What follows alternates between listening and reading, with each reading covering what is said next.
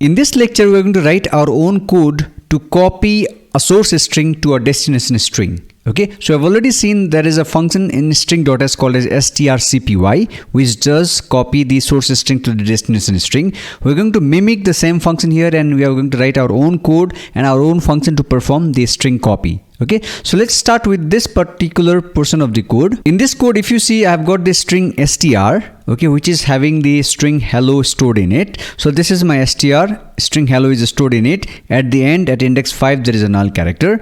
There's one more string called as str1, which is having the size of 10. So this is my str1, size is 10, so index will range from 0 to 9. So what I'm supposed to do is I'm going to copy this string hello to str1. So I have to copy this entire string to the str1 string. So how do I copy is very simple. Because I'll have to copy the source string str, I'll have to run a loop on this string str. So to run a loop on this str, first of all, let me take the index I, which is initialized to 0. So initially I make that index I is 0 because I'll have to catch hold of the first character in the string, source string str.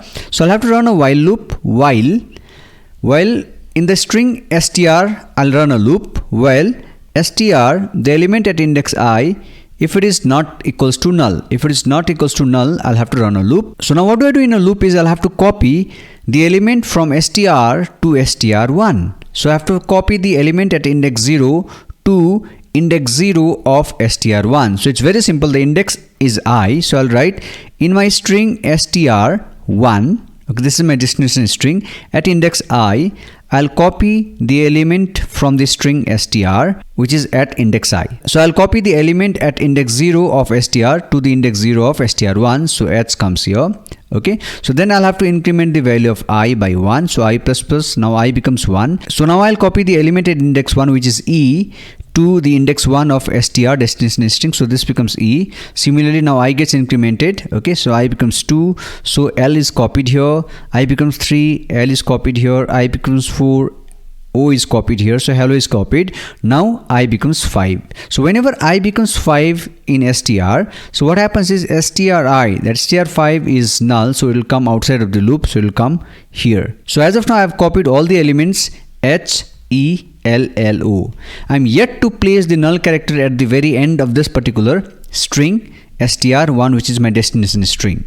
Right? So as at this point outside of the loop, the value of I is equals to 5. I is equals to 5. So what I do is in my string str1, that is my destination string, at index I, that is 5. So at this index, I'll have to place the null character. So I'll just write null character here. So I'll just place the null character here and I'm done. So if you see, str1 is now a copy of str.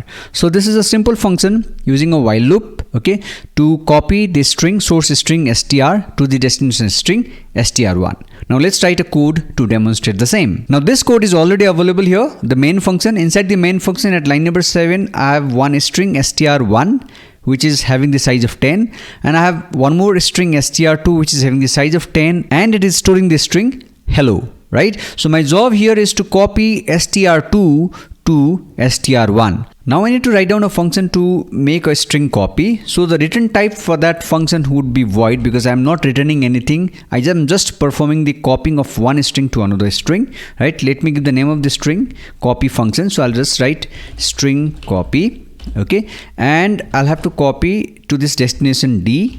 Okay, from the source string. Let's say source is S. Okay, so source is copied to the destination. This is the order. Okay, the second argument is my source and the first argument is my destination string.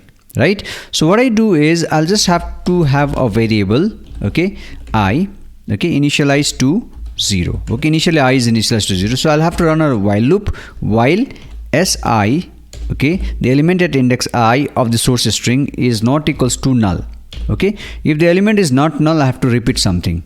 Right? What do I repeat is I'll have to copy the element at the destination string at index I. Which element is copied from the source string? The element at index I. Okay, so S0 is copied to D0, S1 is copied to D1, okay, and so on and so forth. I'll have to increment the value of I here.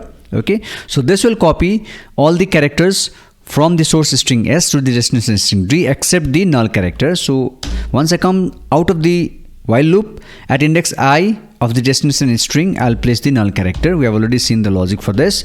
So this is nothing but the null character. So now let me just try to call this function. Okay, so I'll write string copy. Okay, string copy. My destination is str1. I'm going to copy in str1. What I'm going to copy is str2. Okay, so now let me try to now print here, printf.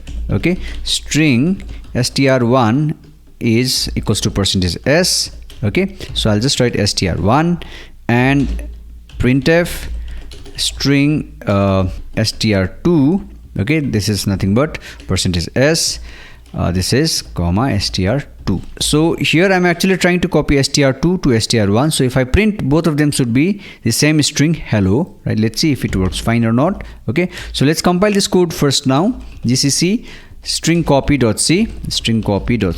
Okay, compilation, there is some problem. Okay, I'm getting the error here because stdio.s I have not included, because I'm using printf, so I'll have to use the header file stdio.s. so I'll just write #include stdio.h at the very beginning of the code.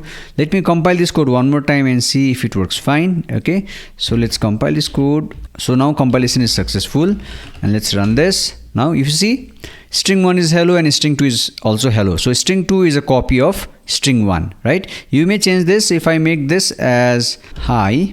Okay, and then compile this one more time. And then run this. So you see, both the strings are now hi. That means string 2 is copied to string 1, and this copying is not done by strcpy.